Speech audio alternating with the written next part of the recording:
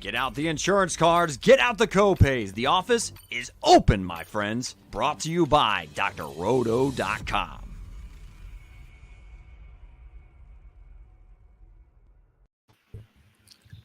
Playing from the back, time-tested soccer strategy, and now your one-stop shop for all of your World Cup betting, analysis, and DFS coverage.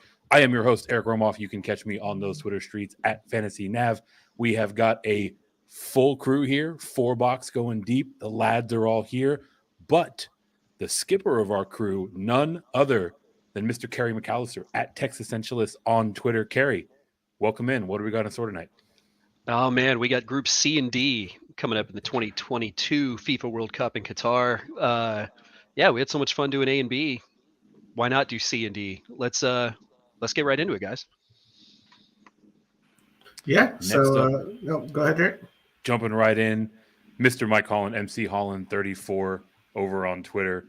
Mike, always good to be back in the saddle with you. What are your thoughts about the upcoming World Cup? We're 30 days out. Yeah, it's exciting. Saw the tweet today. I think you responded to it. So definitely exciting times. We're getting closer and closer as I stare at these betting lines.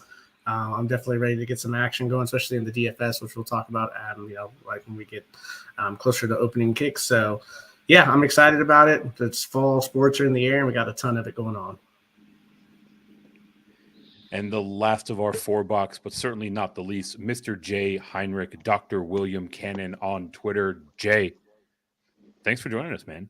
What is up? How are you feeling about Group C and D? Hey, feeling good. Feeling not as good as I did about A and B. But C and D are.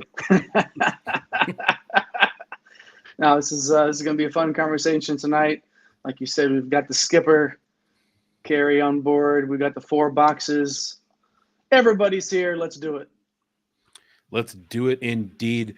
Group C and D, going to be breaking down each team in both of these groups. Going to be going through a bit of history on these programs, some of the things that we like about their squads, some of the things that we see potentially playing out as we work our way through the group stage. We're also going to weave in some of our favorite betting lines, some of our player props that are catching our eyes right now. So definitely a lot of information to cover. Starting off with group number C, like all groups, 4 teams deep. This one pretty stacked. Kick it off with Argentina, the number 3 ranked team according to FIFA. Best World Cup finish. They are 2-time champions, but it's been a minute. 78 and 86 right now. To go along with their 3rd place ranking in the FIFA system, they also have the 3rd shortest odds, plus 700 to win the whole thing.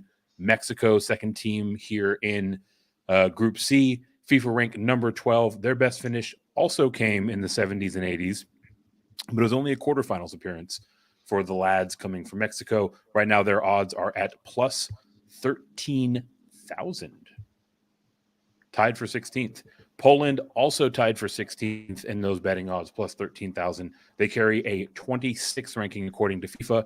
They came in 3rd place twice, much like the other 2 teams we covered here in the group, in the 70s and 80s, 74 and 82 respectively. And rounding it up, the Kingdom of Saudi Arabia, FIFA rank number 53. Their best World Cup finish was the round of 16 back in 94. Right now they carry plus 80,000 odds, which is tied for 31st overall. So a lot of things to cover here in the group. Mike, what are your initial thoughts? Yeah, I'm looking at that 800 to 1, and I think I'm going to put a $10 in on it, see if we can make some crazy things happen. But no, this looks like an interesting group. Definitely Argentina and Mexico catching the eye, but Poland obviously can make this a 3-team race. But let's start off with some questions here. So, Kerry, obviously Argentina looks like one of the favorites coming into this tournament. Can Messi finally get this thing done? And, what are the strengths and weaknesses of this particular roster? Yeah, I mean, Argentina, they're ranked that high for a reason. And it's not just Messi. I mean, they're solid across the board. But I think there's a little something extra for them in this tournament, knowing that this is going to be Messi's last go at it. And, I mean, I absolutely think they can. And as we'll see kind of later on as we get through these groups and through the show, the path that they have, if things fall a certain way, is pretty favorable for them. But Messi's playing well. He played, what else can you say about the guy if not, call him the greatest player of all time? He's at least in that conversation. But in the strengths for Argentina, everybody thinks of Messi. They think of the goal scoring prowess over the years, Maradona going way back, and just, they think of entertaining football and how they play. But they're really good defensively as well. They're good on the back line. They're good in goal. The weaknesses, if I was to pick anything, would have to be their central midfield. I think on the wings, they're pretty solid. They've got good players that can play on the wings. They have a lot of players that they can switch around and play in multiple different, positions.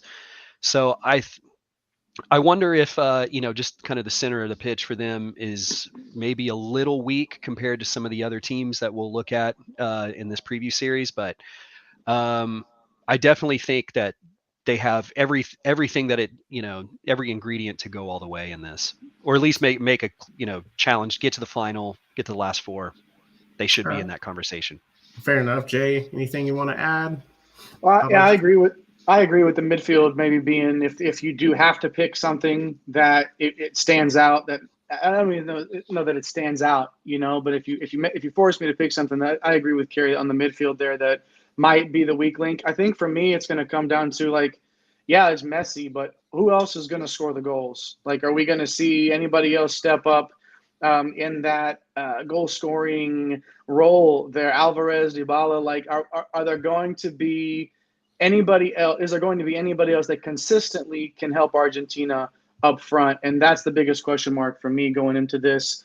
Solid defensively, great goalkeeper, got keeper that plays in the Premier League every week. I mean, battle tested. So this is one of those things where you're looking, can the midfield get the ball to the forwards, and then can the forwards then convert and score those goals? And that to me is will tell the test of time in terms of Argentina making as deep of a run in this tournament as they feel like they should. So speaking of converting those into goals, I want to look at one of the props that we talked about last time. I think we're probably going to be talking about this one a fair amount, and that is the player that we like to lead the entire tournament in goals scored.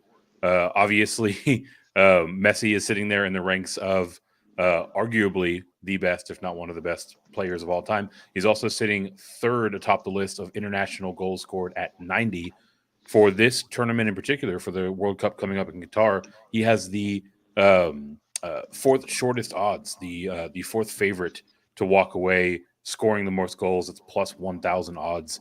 Are we liking him to continue to put the ball in the net, or are we maybe looking at his teammate Lautaro Martinez as a striker who's sitting at plus 1,600 odds, Kerry? Yeah, I mean, I think Messi has earned being in that conversation. I think obviously if they go far in the tournament, he's going to have every opportunity to put those goals away. But but Jay hit on this. That's kind of the question with Argentina is kind of, Lautaro Martinez has decent odds to, lead this tournament in scoring. But we don't even know what the starting lineup's going to look for them. Is Dybala going to be the starting striker next to him? Is it going to be Julian Alvarez? Is it going to be, there's so many other players, Di Maria for them scores goals as well. Is he going to be someone that gets involved? So that's what's tricky with this Argentine team is kind of, as Jay mentioned, looking beyond them. And I don't know how comfortable I would be picking anybody besides Messi to possibly lead this tournament in scoring goals. And that's not a slight against their team. That's just how good and widespread their talent is amongst that group. So, yeah, I would take it as anything but a slight against their team, right? Obviously, Messi is prolific, but Jay, what are your thoughts about this Argentine team? Do you think that Messi is the one that is going to lead this group and potentially lead all goal scorers in the World Cup, or do you think they just have too much talent and they're going to be distributing those goals through a number of different players within their team? Now, see, Eric, that's a great point to make right there, because if Argentina is going to be successful in this tournament, then it's going to take multiple people scoring those goals. But I also think that this team scores in bunches. And when they're on a roll, they're going to score in bunches. And the guy that does that for them is Messi. I think we're going to talk about a couple players later on tonight in a different group that are going to be people that are going to rival Messi in that golden boot race and make it a long way in this tournament. But for me, if you're talking strictly Argentinians, it's Messi or nobody else. Otherwise, you might as well just throw a dart and pick somebody, because for Argentina to be successful, it's going to take that next person to step up and really do it. But like Kerry said, we're not really sure exactly who those people are going to be that are going to be getting those minutes. So for me, it's Messi on Argentina. So Jay doubling down on that that name drop of Messi last week in Group A and B. So let's move on to a team that feels like it's not quite getting the respect as a contender in the tournament. That's Mexico. So Kerry, who on this roster for Mexico can take this team to the next level? It's a good question. I think what's been kind of hurting this Mexico team a little bit has been finding consistency in the goal scoring department. This is another team, tons of experience in goal. Ochoa is this fourth or fifth, I believe this is his fourth World Cup, but it's super experienced, and he's going to be back there providing leadership and stability. Good on the back line, good in the midfield, but they haven't had that consistency up front. Raul Jimenez, who plays in the Premier League for Wolverhampton, who's had injury issues that have kind of kept him from really taking that full leader, point man role for, at striker for Mexico. Is he going to be healthy enough, and consistent enough to provide that? Diego Lainez is another young, Mexican player that just hasn't quite had the opportunities in the national team to shine. I think Chucky Lozano, he was one that really shined at the last World Cup, but again, injuries and consistency at club level and in international play has frustrated Mexico fans, with the results. If they can just find some consistency because they're talented enough, and if they can get on a roll and start scoring goals and build some confidence, then this is a really dangerous team in this tournament. Jay, you got anybody that you're rolling with on this squad that you'd like to maybe take the next step? When you talk about taking the next step, and we're talking about some young players on this team, Santi Jimenez is somebody that, a 21-year-old, that these are the type of tournaments that you see a team like Mexico, if they do make a run, there's a star in the making. And I do think that Jimenez can, in the right instance, if the balls bounce their way, because like Kerry said, Mexico is another team, like they're either scoring in bunches or it's just non-existent, So if Jimenez can, take that next step in his young career, that's a thing for me, or that's somebody for me to watch. But other than that, I think we're going to see Ochoa, like you said, Kerry, play solid in the back. And if he's not on, Mexico's not on at all. Like it's Ochoa. Mexico goes as Ochoa goes, period.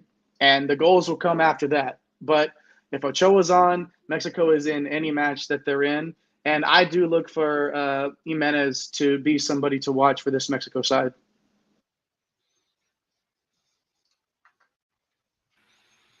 Well, Eric, I think we got you on mute, my man.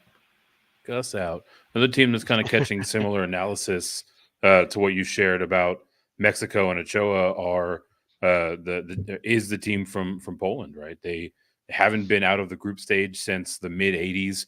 Robert Lewandowski is, certainly a generational player, but is he enough, Kerry? Is he going to be, enough of a force to really carry this Polish team into the elimination round? Yeah, I mean, he's basically kind of the opposite that we're talking about with some of these players from the Mexican national team, in that we know the consistency from Lewandowski. Like, we've seen it at international level, we've seen it at club level. You know exactly what you're going to get from him. He will score in this tournament, and he will score during this group stage. The question is as you said, is that going to be enough for Poland? If Mexico doesn't turn it on, if the switch doesn't go off for them, or turn on for them, I should say, then I think Poland absolutely has enough with Lewandowski to be able to carry them to get results against Saudi Arabia and Mexico to advance in this tournament. I mean, they're another team. They're unremarkable in a sense, name recognition wise, but they're really solid, and they have a lot of players that play for big clubs around the world, and they're good enough to do it. I just don't know if it's enough if Mexico is on their game. Jay, do you have a kind of a similar read here? Are you thinking that, the fate for this Polish team is largely dependent on whether or not things start to click for the Mexican squad, or do you think that they potentially have some guys that can lift this team out of the group stage just on their own right? Well, they're good up the spine, right? In terms of their goalkeeping and their defenders and their midfielders. Up the gut, where you have to be solid in these tournaments. They're good. They're good enough anyway, to play with anybody on the right day. And that to me is going to be just as big of a key as Lewandowski scoring these goals, is if that Polish, the goalkeeping, the back line, those central defenders, those defending midfielders, I should say, all the way up the spine of that club.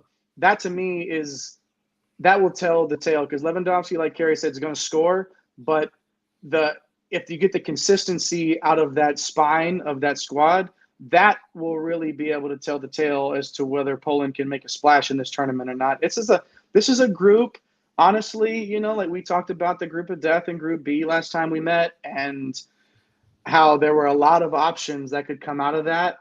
I feel like this isn't as open of a group necessarily, but if the right things bounce for Poland and Mexico goes dark with their goal scoring, like this is a team that can absolutely contend to get out of this group.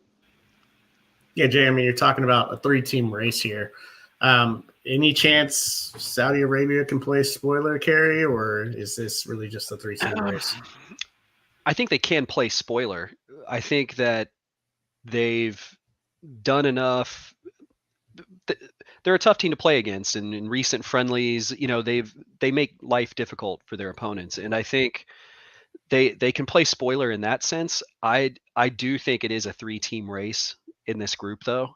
I could see Saudi Arabia, potentially getting a draw somewhere, and making it shaky for their opponents, especially against Mexico and Poland. I think Argentina's just got way too much firepower to be slowed down by Saudi Arabia, but I think they can make life difficult. So I think in that sense, they can play spoiler, in that you still have to show up and play against them. If you don't, they're capable of, pulling a big upset on you. Fair enough. Jay, is there any chance Saudi Arabia can make it to the knockout stage? Well, and they're playing, I don't know if they can make it to the knockout stage, but they're playing Mexico in that last match of the group stage. And there's going to be a lot on the line that day. This is going to be one of those groups that will definitely come down to the last match day. And I could see Saudi Arabia playing spoiler, like Kerry said, against the Mexican team that, again, if they're not clicking on all cylinders, I could easily see, Kerry, you took the words right out of my mouth. Like, that's a draw waiting to happen there on that last match day. That could cost Mexico a spot moving forward out of the group stage. So let's take a look at the first 4 matchups in this Group C. We've got 2 on the 22nd, 2 on the 26th. Argentina versus Saudi Arabia, Mexico versus Poland, Poland versus Saudi Arabia, and Argentina versus Mexico. Kerry, among those 4, win, lose, or draw, are there any betting lines that feel like a sharper play than the others? I think that Mexico-Poland matchup, that one just feels like a draw to me. It's the opening game for each of those teams in this tournament. I think especially teams like that, you have a team like Argentina that maybe in the back of their minds, Mexico and Poland are already thinking that's going to be the team that wins this group. So I think both teams want to go into that not doing anything overly risky and risk losing that game to open up the tournament, because now you're already behind the 8 ball. Now you're in if you lose that opening game. So that one feels like a draw to me, that Mexico-Poland opener. So that one is sitting at plus 215 to the draw, and I think your point's fair, right? We talked a bit about these two teams, still needing to kind of figure a few things out. Very much so coming in, with the mindset of potentially playing for second place. So sounds like a recipe for a draw to me. Jay, 3 games left. The opener with Argentina versus Saudi Arabia, Poland and Saudi Arabia, or Argentina and Mexico. Any win, lose, or draw lines that are particularly appealing for you? Real quick, I want to touch on the Mexico-Poland matchup, because that may be, it's the first match day, first game for both of those teams. That could decide right there that could be the deciding game in this group, especially if that's a draw, because you draw each other there. Mexico will probably lose to Argentina. And then if on that final match day, Saudi Arabia clogs it up, and then all of a sudden Mexico's sitting on 2 points, that's like worst case scenario for the Mexican squad. I think they're going to feel it, but I do like that draw call on that matchup. I'm just looking at a little bit of chalk here. Like I think that Poland minus 140 against Saudi Arabia, like take your win. I do like that one a lot for Poland. I like the way that matches up. I like Poland's attack versus Saudi Arabia's defense there. So I would take that's my favorite out of these 4 matches here is Poland to go over on Saudi Arabia there on the 26th. And those odds aren't terrible, right? I mean, they should be in a pretty good position to come away with the win, and they're only looking at minus 140 odds, right? You look at Argentina's match against Saudi Arabia; they are minus 575 to win outright. So still a little bit of an edge with that line. So I like the call there. All right, guys, before we start to wrap up Group C here, Carrie, why don't you give us a player to maybe watch, or that's a potential X factor, maybe someone we haven't talked about, or maybe somebody that we have that you're expecting to do big things here? Oh man, I think that's a good question. I'm curious to see who steps up for Argentina, as we mentioned before, kind of in the goal scoring department. In Julian Alvarez, who he signed with Manchester City. He's getting a little bit of playing time here and there, but extremely talented young player. If he sees any time, I think not only will he be pretty influential on the pitch, but it could be one of those breakout, kind of tournaments for a player like him, where it's almost like the passing of the torch from Messi to Alvarez in a way. And he's super talent. He's somebody to watch. I don't know how much he would affect Argentina's chances of qualification for the knockout rounds, but he could be one of those ones where by the end of the group stage, people are going, okay, now how are they going to beat this team? Now that you got essentially 2 Messis out there. That's lofty praise for him, but tough. I want to see him. I want to see what he looks like on that stage. Fair enough. Jay, finishing this out with the X factor here. Give us someone you like. I'm actually going to stay on the Argentinian squad, and I'm going to say Alexis McAllister, the midfielder, gotten out to a super, super hot start with Brighton and Hove in the Premier League, and it's one of those things where you just have to if you ride the hot hand if you're Argentina. It's Messi and who else? And if who's going to be the guy, right? And I think that's why Carrie and I are sort of hovering around the Argentinian players. It's like somebody out of this group is going to step up, right? And I think that the way that McAllister's been playing in the Premier League so far, no relation to our friend here. None. It's spelled differently. No relation. Yeah, no relation to our guy. I'm pretty there. sure. Wait a minute. Are you Alexis McAllister? No, you're not. I can't confirm nor deny rips that. the face mask off. Yep, there it is. Gotcha. Surprise, guys. That's why I have Argentina winning the group. Yeah. But I'm going to go with McAllister there as sort of that X factor because, again, if he's on and he's rolling like he's been playing in the Premier League lately, that makes Argentina damn near unbeatable. So I feel like I've got a pretty good read on at least one of these 2 teams for each of you. But Carrie, I'll go to you first. Let's plant that flag in the ground. Of the 4 teams that we have now broken down in group number C, who are the 2 that you would like to advance to the knockout stage? And of those 2, how deep of a run do you think that either of them can make? Yeah, I like Argentina. I like Argentina to win the group, and I think Mexico gets it together. I think they'll show up. I think that the pressure and all the negativity that's been surrounding that squad for, going on a year now or so. For a while, I think they get past that, and I think they do enough to get out to the group stage. So I'm gonna go Argentina to win the group, Mexico finishing second. Okay, but it'll be close one. I think it's going to come down to that final match day, and I think Poland will definitely make a challenge. That's always the best way for it to shake out too, right? You want a bit of suspense. So Jay, Carrie is on the books officially with Argentina winning and Mexico coming out second of this group. Do you have anything different?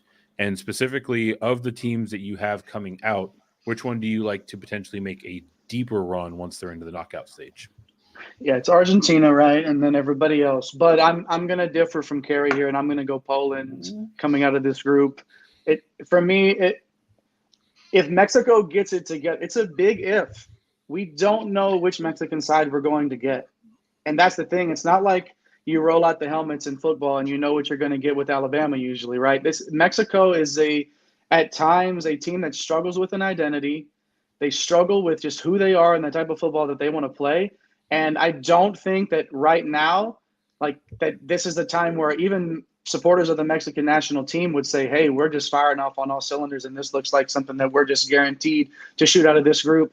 Because of that, I'm going to go with Poland, and I'm going to say that because of that defense and that just like, again, that spine just right up the core of this squad that makes a difference in tournaments like this.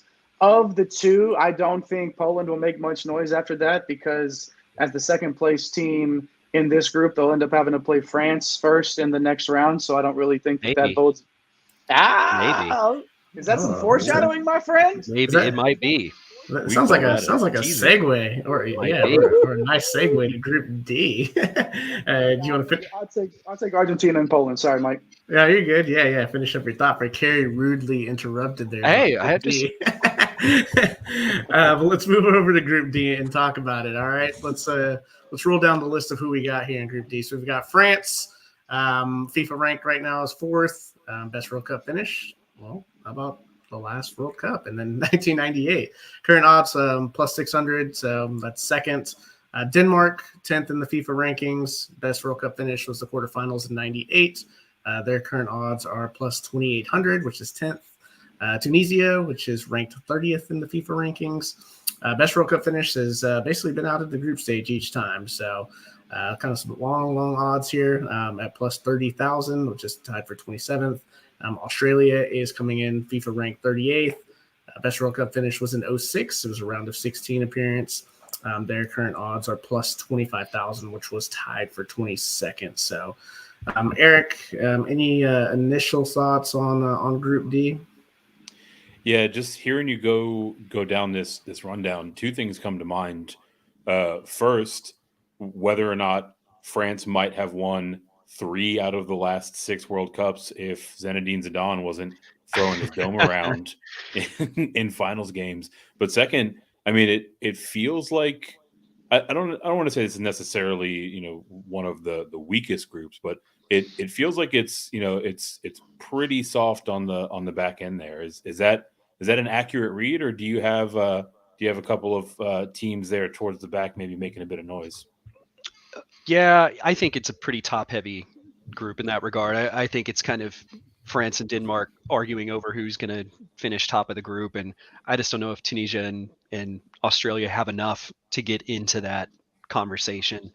Yeah, and that's the big point. That's the big thing to look at in this group is basically that battle between France and Denmark. Jay, got a different sense on this one, or are you in lockstep with Kerry? No, feel the same way. It's a very top-heavy group for sure, and you can, I think we are going to have a conversation here in a little bit about who's going to win this one, who's going to outright win this group.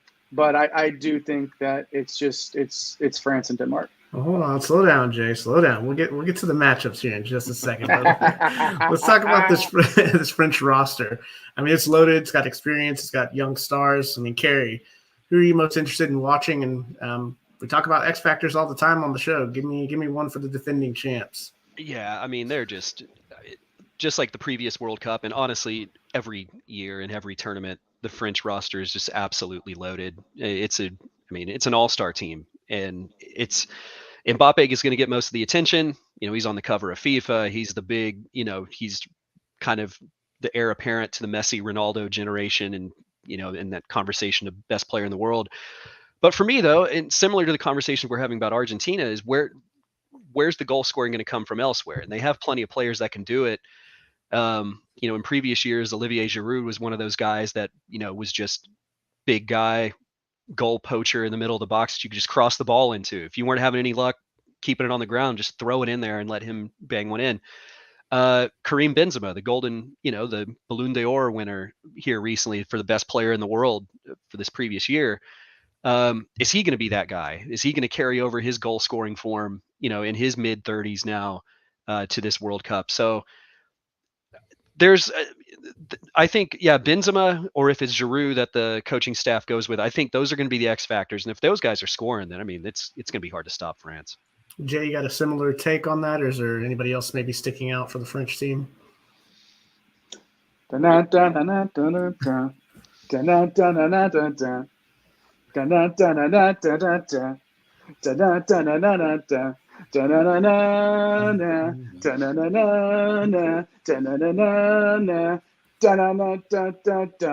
Saliba.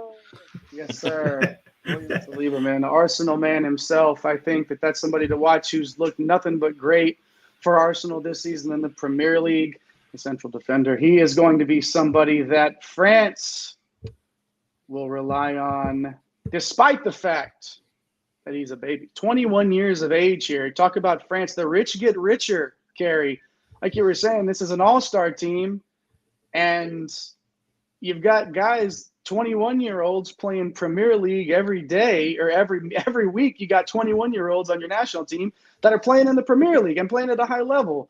So, I mean, Saliba's definitely somebody to watch. But this is just such a deep, deep, deep team. I mean, Kareem Benzema is also somebody, like it just that brings a little bit more experience. That's a name that a lot of people know. Even if you just watch World Cup stuff, Benzema is somebody that is a name that you definitely hear. But I mean, honestly, this is one where I think you literally could take the French roster and just pin the tail on the donkey, and that could be the guy that's a legit threat in any match. I'll stick with Saliba because that's my guy.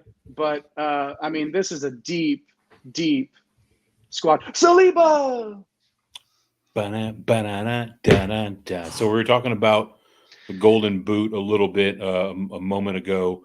Want to go back to this prop line that's out there. Mbappe is sitting as the second shortest odds, plus 750 to be a top goal scorer in this year's FIFA World Cup. So, Carrie, wanted to get your thoughts. I mean, we don't have a huge base of scoring at the international level for him, given that he's still somehow only 23 years old, but certainly looks to be capable enough to be in this conversation. Do you think he can actually get it done? And are those odds worth it for you? I think so. For me, this just comes down to where the French are mentally heading into this tournament. And it's the French have an interesting history with how they follow up deep runs in tournaments, whether it's winning the championship or making the final, and they always call it a curse, call it whatever you want to. They find a way to self-inflicted disasters. So there's already, there's a lot of drama surrounding Mbappe and his club right now. Does he want to force a move out of PSG in January? Is he unhappy? How much is the French president playing at this point to try to keep him at PSG? There's just so much drama that seems to be kind of surrounding that camp right now. That is Mbappe capable of winning the Golden Boot in this? Absolutely. But they're going to have to make a deep run for him to get the number of matches in to be able to win that Golden Boot. And I think France gets out of this group, but I just don't know if they're going to make as deep of a run in this tournament. I don't know. There's a historical precedent there with France, and I have them getting out of this group, but I don't think I've got Mbappe winning the Golden Boot and them making too deep of a run in this tournament. Ooh, so Jay, kind of like we were talking about with the Argentine team, right? If they are going to be making a deep run, it's probably going to be with contributions from around the pitch, right? So do you have a similar read with regard to Mbappe's chances to win the Golden Boot, or do you think that they're going to funnel it through him and this plus 750 odds are a decent wager? If France are going to go far in this tournament, I mean, Mbappe is going to be on the score sheet. And whether or not that's the case, I do think, though, and as somebody that I mentioned earlier, Kareem Benzema's odds are also around the same, in that same neighborhood and maybe even close to Messi's that I've been seeing. So again, it's like, do you throw a little bit down on the chance that this French team, finds a way, like Carrie mentioned, to add that self-inflicted wound? Are you throwing money down the drain by putting any? Because if they only make it out of the group stage and then they get knocked out, well, especially if they finish second in this group, and then the next round, it's the Argentines. So it's really something to consider there in terms of, which honestly, what a great matchup that would be, to just first right out of the gate, out of the group stage, and you would get Argentina versus France. Like that's amazing to even consider that could happen. But I honestly I'll probably lean, if I had to pick somebody from the French team, I would actually lean Benzema over Mbappe at this point to score the most goals in this tournament to win the Golden Boot. It's iffy for me, though, for either one of them. I'm not 100% sure that that's a bet that I would actually make. Well, you got me looking at it, and it's Benzema's tied for fifth in odds at plus 1,200 on DK Sportsbook. So, messing with my money, Jay. I'm headed to the sportsbook right now. So, let's move on over to Denmark and just talk a little bit about them. Really stepped it up on the international stage in recent years. So, Carrie, what needs to happen for this squad to make a run in this tournament? I think for Denmark, they're going to show up against France. They've beaten them twice this year already in the Nations League and friendlies. Like they know how to play against France, and I think that they'll show up and play well against them. I think what's important for Denmark is to not let their guard down against the other two teams in the group. And I think as long as they don't stumble out of the gate against Tunisia, or they struggle, against Australia, I think they'll be fine. I think they're deep enough. They're just so well-rounded in every position that they can play so many different ways. And so I think as long as they keep their focus and don't drop a result that they shouldn't, I think they'll be okay. All right, Jay, come on. Let me get some more news about this Denmark squad. Now, it's a good point there, Carrie, because it's your classic, like, you play to the level of your competition sort of thing in these tournaments, right? That we see all the time.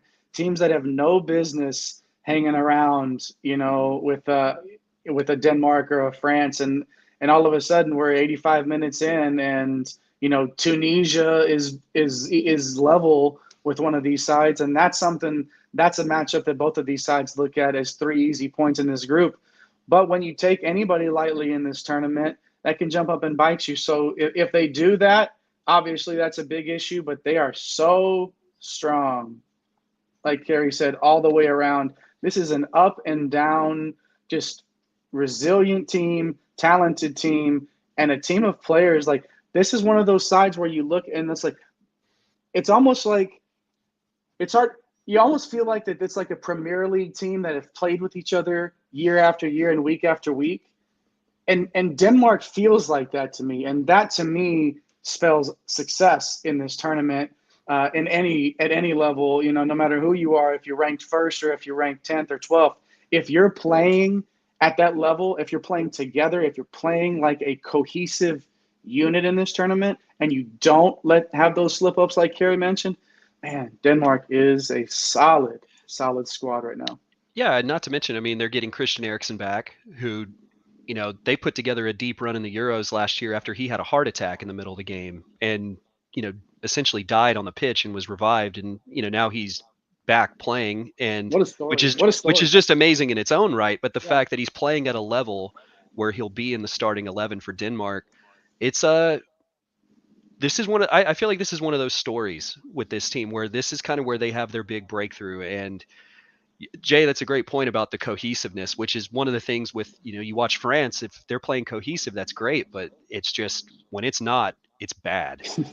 Well, because it's just, you're dealing with a bunch of superstars, and, they come from clubs where they're the best player. And now you're in a room with, 15, 20 other of the best players in the world and personalities. But yeah, that's, this is going to be an interesting group, even though we talk about the, kind of top heaviness of it.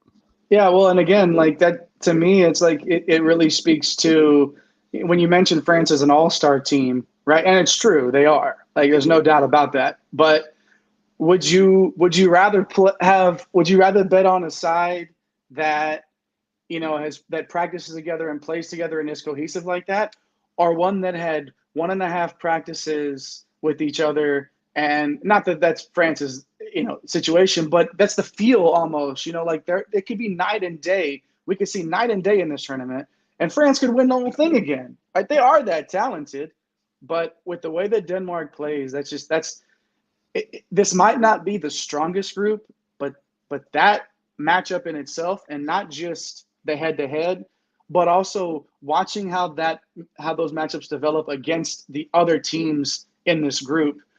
That's going to be the most fascinating part about this entire group to me, is how does France respond to a Tunisia side? How does Denmark play against Australia, which we haven't even mentioned really, outside of the talking about their odds at the beginning.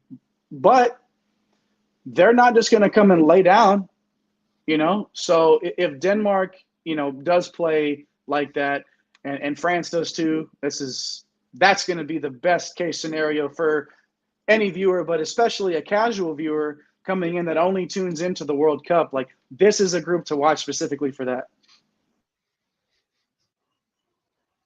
Oh, you got the Group D mic off now. Let's turn them back on. Once again, let's clean that up right now. So we've got we spent a good amount of time talking about the halves here in Group D.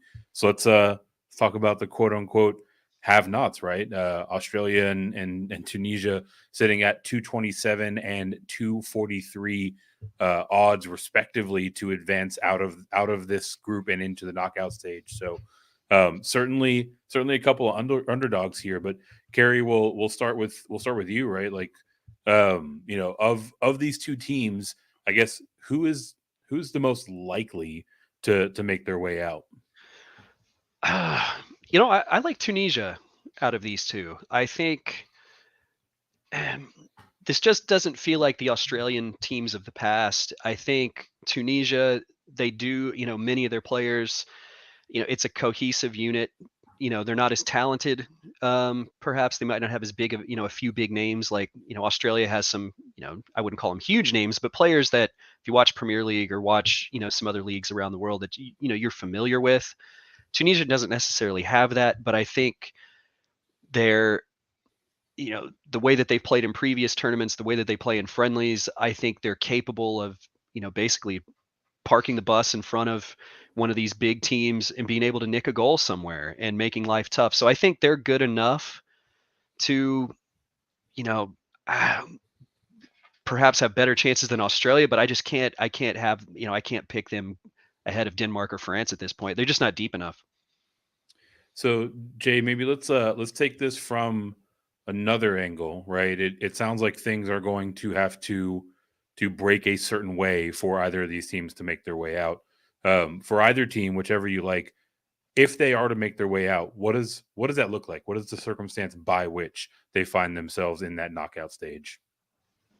That's a good question. I think it's by clogging it up. Like Carrie said, you park the bus, you just make it difficult, for anybody to penetrate your defense. And that's what Tunisia actually brings to the table. They play that classic African style where they're just going to make it difficult on you. They're going to beat you up. They're going to make you earn everything that you get. And not that they won't give up some goals, because they will. But again, if you're not on point and you mess around and then all of a sudden Tunisia breaks on the counter and, like Carrie said, just chalks one up, like that is the type of scenario. Because I would also go with Tunisia if I had to pick of Tunisia or Australia here. But that to me is how this happens, is you just clog it up.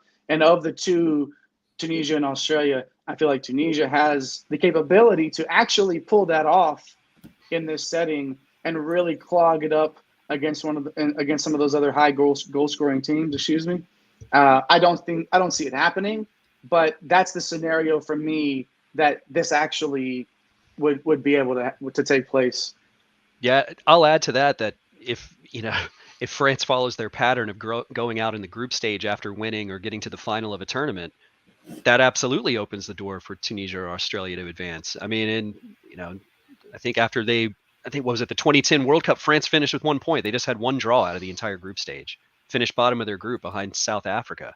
And so I think if they really fall apart, then absolutely there's a chance for Tunisia or Australia to go through. But am I putting my money on that happening with France? Maybe not. It would still be a shock, It's my but money, the Kerry. pattern. You're putting my money on it too. I'm just, I don't know, if France doesn't get out of the group, don't say I didn't warn you, because of history at least. But I still think they're way too talented to. Speaking of no warning, I know that we're breaking down C and D here, but we do have a comment coming in from YouTube. HBFC, appreciate you checking in with us. If you have not already, definitely hit those like and subscribe buttons. He wants to roll the ball forward a little bit. Talk about Group G: Brazil, Serbia, Cameroon, Switzerland.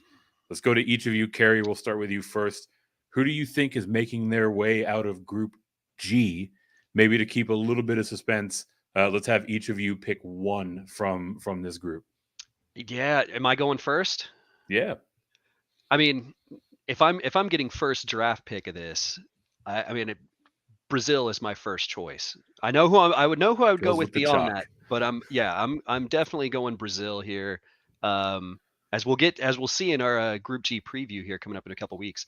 But Brazil's pretty good. I think that would be my first pick to win the group. All right, Jay. Brazil is off the board. Who do you like to make it out amongst the three remaining in Group G? Yeah, thanks a lot, Kerry, for making.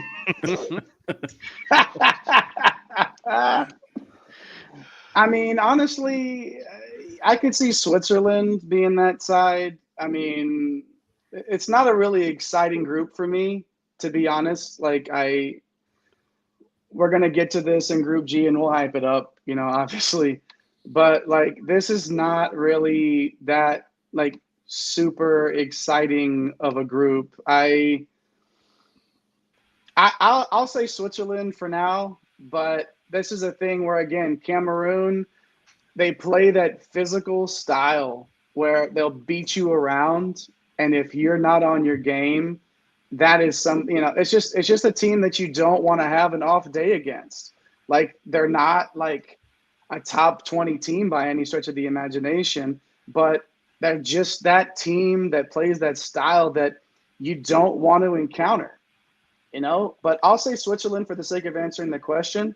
But that Cameroon side is somebody that I feel like I'm going to talk a little bit about once we do get to our Group G talk. Yeah, you got to save a little bit for the Group G talk, man. So, all right, so let's move on here and start to wrap this up for Group D. We did this for Group C and for the other two groups as well last week or 2 weeks ago. We got 4 matchups. The first 4 here: Denmark versus Tunisia, France and Australia. That's on November 22nd. November 26th, we have Tunisia versus Australia and France versus Denmark. So I'll start with Kerry. Win, lose, or draw. Is there a betting line here that you're messing with my money on this? Man, I think I'm going to roll with that with Denmark in the France versus Denmark matchup. I think, given that they've pulled a couple victories this year over France, for the reasons that we discussed here, I really like Denmark in this group, and I think it's going to come down. I think this is going to be the decider for who wins this group, and I'm going to go with Denmark here. Plus 310. I like it. That is something that I love to bet on. All right, Jay, what do you got here, man? You gonna go with some chalk, or are you gonna give us something different? No, I'm going to actually go with the game that will feature the two sides that I don't feel like will leave this group, and that's Tunisia and Australia. I'm taking Tunisia to outright win that match against Australia. I just feel like this is, again, it's a clash of styles, and an Australian team that, while they did make it through their qualifying in sort of, in their region of the world, I just think that Tunisia is going to be hungry. They're going to have some tough matchups against against France and Denmark. And it's going to be interesting to watch, because if Tunisia can eke out a draw against a France and they do win this game against Australia, like it absolutely throws this group for a loop. And it's not out of the realm of possibility at all. So for the sake of this conversation and question, I'm going to take Tunisia to win that game against Australia outright. Yeah, that's what I was looking at as you were kind of walking through that scenario, right? First off, in that game, ever so slightly, they are more likely to win it than they are to draw it. So kind of an interesting set of circumstances there, right? Both of these teams are going to be firing at will, really trying to get those 3 points. And you look at some of these other matchups for Tunisia, they've actually got like pretty solid odds to a draw, right? So they should be in these other games, and this is going to be their chance to, really plant their flag and try to make their way out of the group stage. Carrie, I'm going to go to you, and I'm going to ask you to do the same.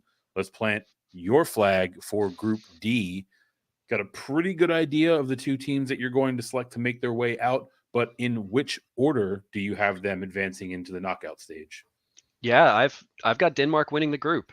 Going to have Denmark win the group, and going to have France finish second in this group. Yeah, feeling. I feel good about that. If you can't tell, I really like this Denmark team and what they're bringing to the table in this tournament. There is a lot to like. It looks like Jay has an opinion of his own that he's ready to share.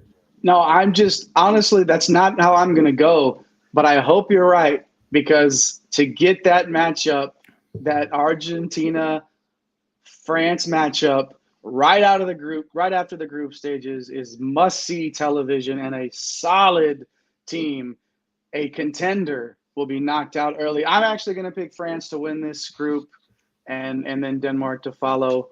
But man, I almost hope that we get the reverse of that, like Carrie said, because that matchup, I don't want to wait to see France versus Argentina or Denmark, whoever it is. I don't want to. I want to see France and Argentina play as quickly as possible, and for that to be the case, it's how Carrie said it. So I'm kind of rooting for that one, but I do think France comes out of this group in the first slot and Denmark second.